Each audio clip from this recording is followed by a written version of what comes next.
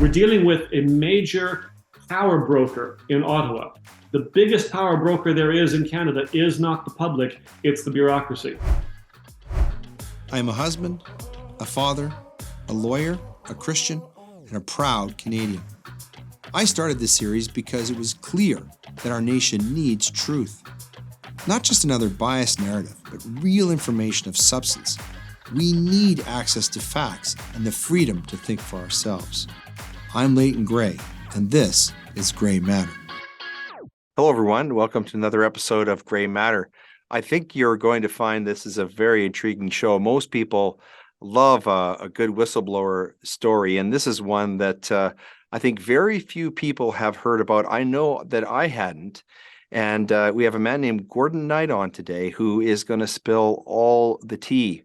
But first, by way of preamble and introduction, a few questions. Who decides which products can be sold in the United States? The government of Canada, that's who. Does that surprise you? It certainly surprised me. But you can't be blamed for not knowing. Canada has been suppressing news on all of this, even banning an explosive book exposing the whole sordid tale. More on that in a minute. The U.S. government actually outsourced its control of product safety and importation to another government in a foreign country, in this case, Canada. That's bad enough, but it gets worse when you see what kind of a job they're doing of it. In fact, no job at all. So our guest today is a man named Gordon Knight. Mr. Knight, thank you very much for being part of Grey Matter today. It's really great to have you on the program. Well, thank you so much for inviting me. It's a pleasure to be here, Leighton.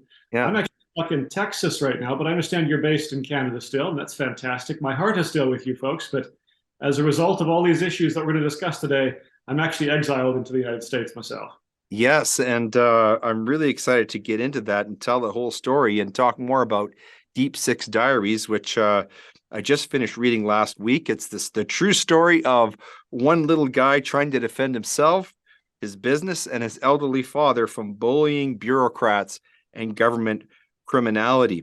So before we dive into that, what we always do here is frame the discussion with a few opening aphorisms.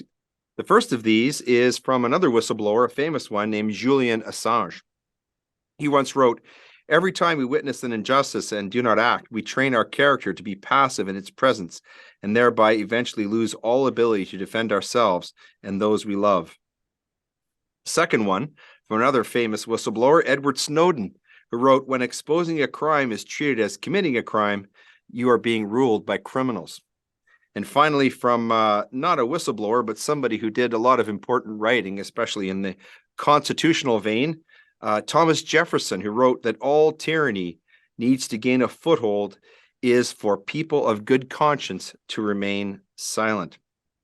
So with that, we have Gordon Knight on the program. Gordon, I wonder if you could, before you dive into the book and tell us about it, I wonder if you wouldn't mind telling us a little bit about your background and how you sort of got pulled into this vortex of intrigue. Well, it wasn't planned, I can tell you, Leighton. My background is, back up a second. My company that sort of started all this thing is a publishing company. We're a very small outfit. Small, usually I am the employee. That's the kind of size we're talking about. We publish electrical guidebooks, the sort of thing that you'd buy at Home Depot or Home Hardware in Canada. And we only publish in the Canadian market. And lately, we've been doing that for about half a century. So we're very well established. My father started that business, and to be frank with you, I had no interest in the business growing up. I wasn't going to do this, but as my father hit 80, he wanted a retirement, and trying to be a good son, at least, I would step in and take it over. And within about a year of my taking that over, that's when this whole thing that we're going to be discussing sort of started to roll out. So what actually happened here, Leighton, is that as a guy with no background in electrical and no background in publishing, when I started all of this, I just happened to be very well aligned for the battle that came through this electrical publications business. The Civil Service of Canada published their own electrical guidebooks, and they would very much like to have my guidebooks disappear so they could have a monopoly. And so they approached me roughly a year after I took over the business and said, it's sort of a mob mentality, nice little business you have there. Boy, it'd be a shame if anything were to happen to it. You pay us a little bit of money, we will license you to continue to exist. Sounds like Goodfellas. does. It's like a Hollywood script or something. And of course, one of the challenges I faced, Leighton, was that I had an elderly father that they were threatening as well. Oh And my goodness. I mean, on principle, you want to say, pound sand, we're not doing this. Right. But my father couldn't recover from that sort of thing. And they were trying to hit him up for over $1 million. And he's not a wealthy man. He simply couldn't afford that. And so I can tell you, I was actually willing to pay them the protection money, not because it was the right thing to do, but because, it's the government. So you sort of have to make some allowances, let's say. Right. Yeah. The challenge, Leighton, was that what they were demanding for a royalty payment was actually greater than the retail price of the book. So they were demanding a royalty that was mathematically impossible to pay, even if I desired to do so. So I had to say, I'm sorry, I simply cannot do that. And immediately after I'd refused, that's when all the litigations began. And thus began what is now a 12-year battle with waves of litigations. You've heard the word lawfare before. Yes. What I've been dealing with. They then used regulatory warfare as well, trying to blacklist my publications, trying to seize my assets. They started making, let's say, arranged rulings in court. So there's a number of things that they started to compound. Every time we'd win something, they would escalate it using the power of government. That's my background on this issue, drawn into something that I certainly didn't plan, but I just happened to be pretty well aligned for. So, Gordon, I understand that the book was finally released last year, but that it took about 11 years to actually get it to print and released. Because it was being so heavily suppressed. Why is your book, The Deep Six Diaries, why is it being so heavily suppressed? And what is the big secret that they want to suppress, that they don't want to come out? Well, you said big secret in the singular. I'd say it's actually more of a plural. There are several issues that are all sort of joined together here. What's happening in Canada, Leighton, is that the Canadian civil service is operating like a sort of cartel. When I mention protection payments, that's just one of their lines of business. Their lines of business are mostly illegitimate. So you sort of hinted earlier in your opening that they were doing testing in the US and that it wasn't really happening.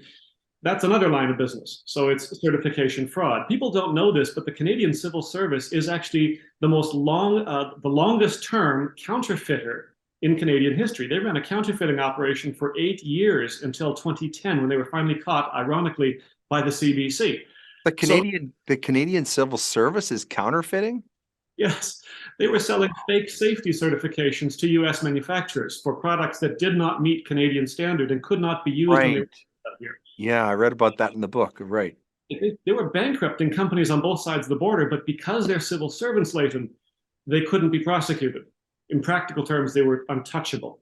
So you've got problems upon problems. And this book, Deep Six Diaries, walks you through each of them in order, essentially how I discovered them, in the order in which I discovered them, with all of the evidence is there. That makes it dangerous for those people who were involved in that. As well, the Deep Six Diaries book, when it was released concurrent with a website, deep6diaries.com, which had an evidence tab on it. And that evidence tab contains all the evidences referenced in the book. There's 82,000 pages of documentation there. And the idea, Leighton, was that people reading this book thinking that this sounds surreal. It couldn't possibly be true. That's what I was thinking. They can go online and look up what's referenced in the book and see it in original and judge for themselves. That's the idea. Right. When you try to throw sunlight on somebody that desperately needs things done in darkness, they're going to react poorly. And that's why they were trying to shut down these websites. They did seize one of my websites prior to Deep Six Diaries to shut down that information. They did seize account information from me. They seized dollars from me. They on and on and on. Anything they could do to prevent that book from getting out. And right now, Leighton, as you probably know from our brief that we sent you, the book is actually banned right now. So you are in possession of one of the rarest books in America, my friend. It is not available right now because of the government of Canada. Incredible. So part of the story, Gordon, is that the Canadian government agency doing the testing and certifying outfit called CSA Group, and many people out there will see that the seal on the kids' hockey helmets isn't doing much testing or certifying, and instead of doing the work, they've been caught faking and testing these certifications and then selling counterfeits to enable imports into the U.S. And you say we know this as we've heard from a long stream of whistleblowers, of civil service insiders sending us evidence. And an Ohio court even ruled in 2011 that CSA is guilty of conspiracy to defraud the public. Yes, with Incredible. those terms. This is tough stuff, but you never know it. I mean, the court did rule that way. Again, the ruling is one of those items on our evidence tab that people can look at and verify because it's really strong language the court was using.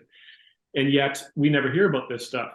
You know, you mentioned whistleblowers. Leighton. The fact is that the civil service is badly compromised, but not every civil servant is a crook. We need to remember that. Right, of course.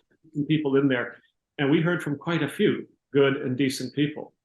Leighton, I actually don't know as I sit here and talk to you right now the number of whistleblowers we have, but it's over 11 years. It's a lot of people. And I would have meetings with them. It sounds like a Hollywood script again, but I'd go drive to the edge of town in a darkened area and have a meeting with them in a divey restaurant because they didn't want to be caught talking to me. They'd send me literal brown envelopes stuffed with government documents. I mean, this is the sort of thing that was happening regularly over that period. So when I say that they've been caught falsifying documents, falsifying safety certifications, falsifying import documents, that sort of thing, we have the evidence to back it.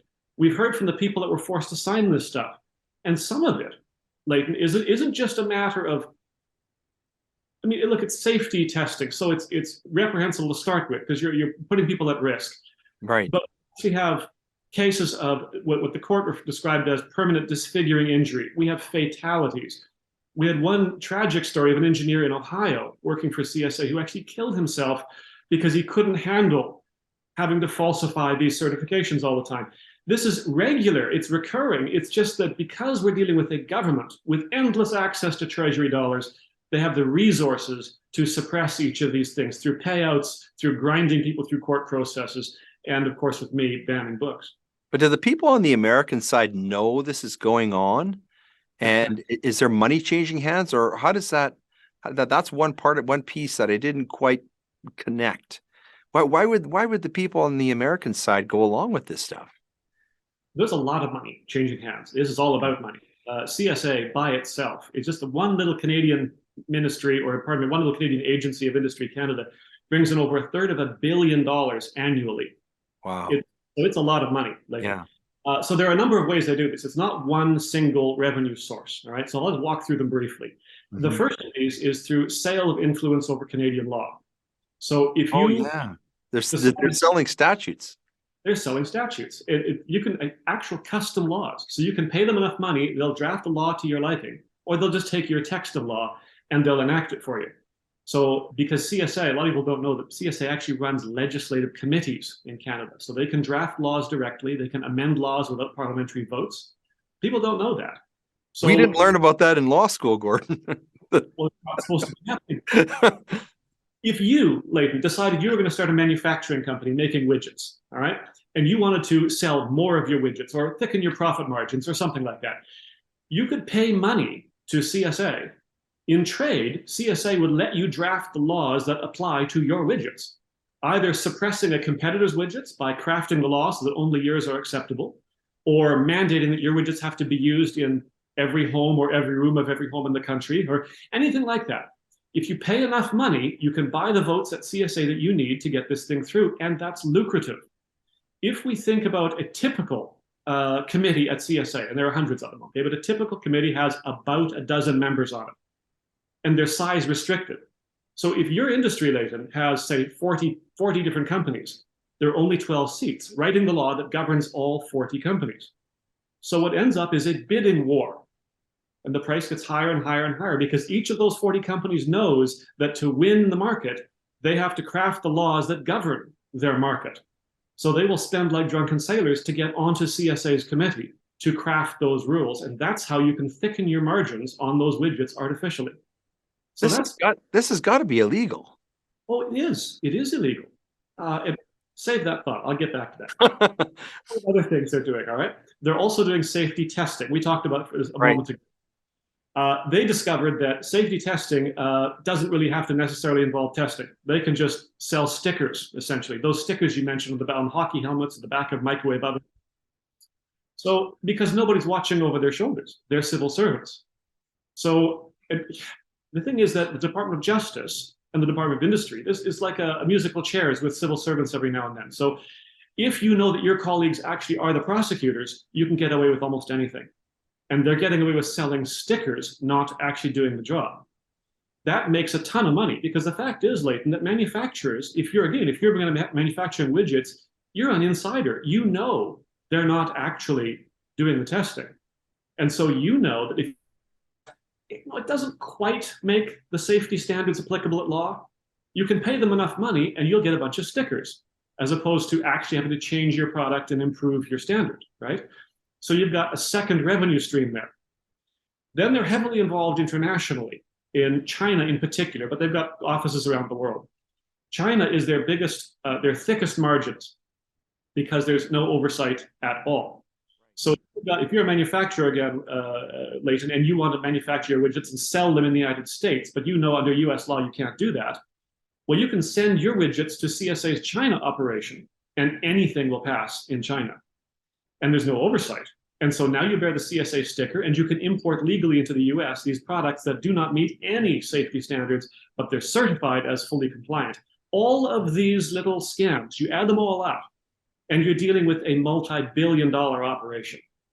Incredible. You know, Gordon, one of the things, there's many things that are really troubling about this.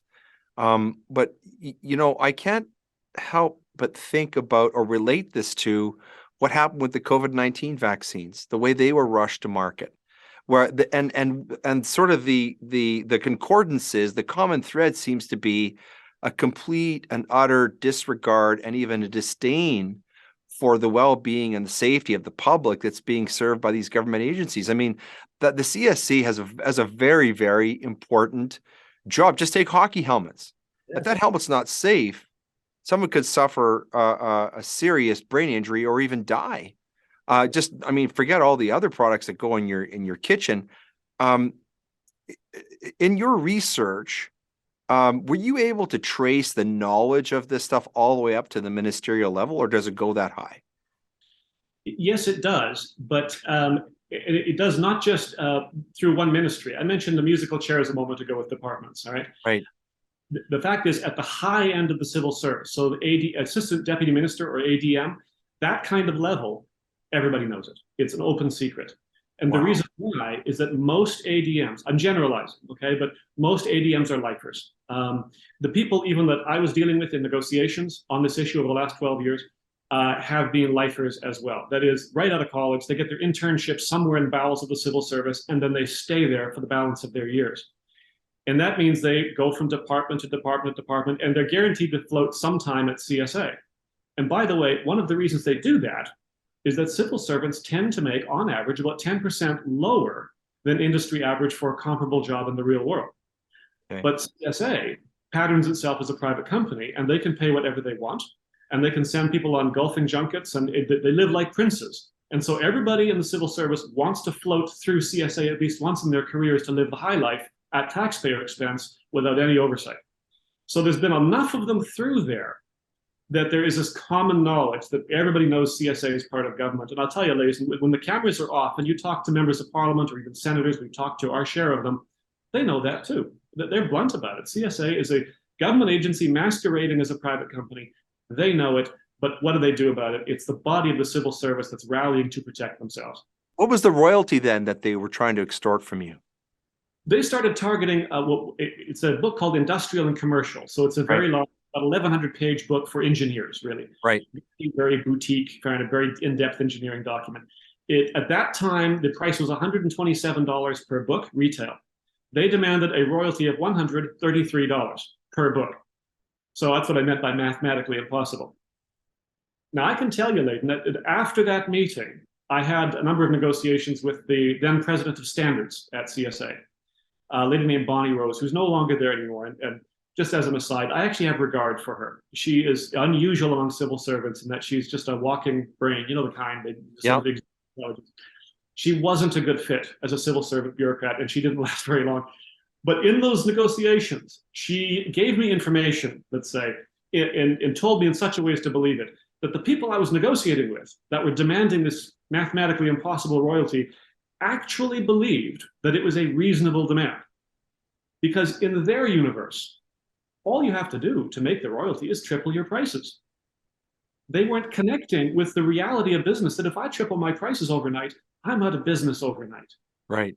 See, most of these civil servants are lifers. They've never had to make payroll. They've never brought a product to market. They genuinely didn't know that what they were asking was impossible. So, we know there are people that are vulnerable, and we're doing our best to protect them. But remember, the adversary is the government, and that makes it more challenging. Yes. I guess one fairly obvious question I think many people watching this might ask, Gordon, is, we have this man in Parliament named Pierre Poilievre, on whom many Canadians are staking their hopes as an antidote to the Trudeau regime. Had you given any thought or made any efforts to try and make all of this data available to the official opposition? And one would think that they would be very interested in this. They seem to relish in exposing all the government's other many-fold scandals. Were any efforts made in that respect, or was that sort of an avenue that was unavailable to you? No, the avenue was there. We worked the situation extensively. In fact, we're in year number 12, as I mentioned, of litigation. Right. So began actually under the Conservative government. And so we immediately reached out to the Conservative government to help. But they were faced with that same conundrum we mentioned earlier about civil servants and the relationship between the political class and the bureaucratic class. They needed the civil servants to look good, or pardon me, back up. They need the civil servants to make them look good, and the civil servants not on board with Stephen Harper. And so it was a problem. The last thing they wanted was to alienate even further the civil service. So we got rebuffed repeatedly. I can tell you, we had briefings, direct briefings with all the parties except the Bloc Québécois, or all the parties represented in Parliament, let's say, except the Bloc Québécois. The Minister for Small Business at the time that the government targeted me was Maxime Bernier, who you'd think would stand up for this sort of thing. Yes, he would. But no, again, we're dealing with a major power broker in Ottawa. The biggest power broker there is in Canada is not the public, it's the bureaucracy. Okay. One last point on this. Demographically, Canada tends to be more center-left than center-right. And Poilievre, so in order for a Conservative government to get in, he has to have a split on the left and corral all the Conservatives on the right. And his challenge is that Eastern Canada, where most of the votes are, tends to be the most center-left of the whole part of the country. True. So he has to really watch, does he want to go against the power of the state when the state is seen as your friend by a large percentage of the electorate where he needs those votes most? Well, and especially when this all dates back to a time when his former boss, Mr. Harper, was running things. So this is actually one of those rare cases when Prime Minister Trudeau could actually authentically blame Mr. Harper. He's done that many times, but this time it seems like he actually can do that properly, right? As you know, as far as Liberals are concerned, Stephen Harper is responsible for pretty much everything that went wrong in the country and things that we didn't know about. Yeah. But in this instance, he actually could hit Harper's government on this. As for Poilievre himself, yes, we've been in contact with him and repeatedly, but it hasn't been reciprocated. We'll send things, but they won't acknowledge receiving them. So we've had this problem. Jason Kenney, for example, was the MP to deal with the matter for years because I happened to be in his jurisdiction. And he studiously ignored the whole thing for the entire time. So we're dealing... That won't surprise those of us in Alberta who just last year had him removed as our premier. I had such high hopes for him, Leighton. And, I know. So you start to see what people are really made of when their loyalties are being tested. This has just been a really illuminating conversation, Gordon. I'm so glad that we got a chance to talk about your book, and I'm going to be praying that it can get out into the public. Is there a way to do that somehow through the United States and to find another publishing avenue? We're working on it. It is almost impossible to get removed from the credit card blacklist once you're on it without a ton of money, which I don't have. Mm-hmm. The litigation that I referenced earlier on about trying to get the State Department to reclassify CSA as a government agency is actually our best bet, because if we can demonstrate that the allegation is related to an unfair action, we can start releasing something. So that's where my focus is right now. frankly, we've got books in a warehouse. We can't move them. And I don't know of a way to actually get them into people's hands legally. So right now, again, the focus is on that litigation. Well, we're going, for what it's worth, we're going to put Deep Six Diaries on our reading list. We have a reading list on this show, and I certainly hope that at some point people will get to read it. We have one other book that is, I think, perhaps more readily available. It's maybe one that you've read. It's called Permanent Record by Edward Snowden. Mr. Snowden is the man, of course, who risked everything to expose the U.S. government's system of mass surveillance. He revealed for the first time the story of his life, including how he helped to build that system and what motivated him to try and bring it down. That's the other book besides yours that we're adding to our reading list. And I certainly hope that very soon your book will be available to the public, because I think that when it does become available, more widely available, I think it's going to be a real blockbuster. Right? I mean, I think this is right in the wheelhouse of what people are suspecting about our government, particularly with, all of the corruption at the very highest levels. But I think people would be particularly shocked to know the extent of the domestic corruption within our own civil service. What you've told us today about how influential the civil service is, I think, would be very surprising to most people who haven't read your book or listened to your account of it. Would you agree? I would tend to agree with all of that, Leighton. We're sort of discovering here as a group, as a society, that those who we think are in charge actually aren't in charge. Yeah. And those that are in charge are the ones that are ruling over us. Yeah. And as that permeates in society, I think we're going to be reaching a tipping point here fairly shortly, where we will see some dramatic and mostly positive changes. We're very close to that. People have been under wraps for a long time, but I think there's light at the end of the tunnel for persons like him, hopefully for persons like me, and I think all of us are headed to a brighter future. It just take a little bit longer to get there. Yeah, well, I'll be hoping for the day when you're back in Canada and I can shake your hand. But if I'm ever in Texas, I'm going to look you up. Thanks again for being with us today as our special guest. It's been a real pleasure having this conversation with you today on Grey Matter. Thank you so much, Leighton. Real pleasure chatting with you.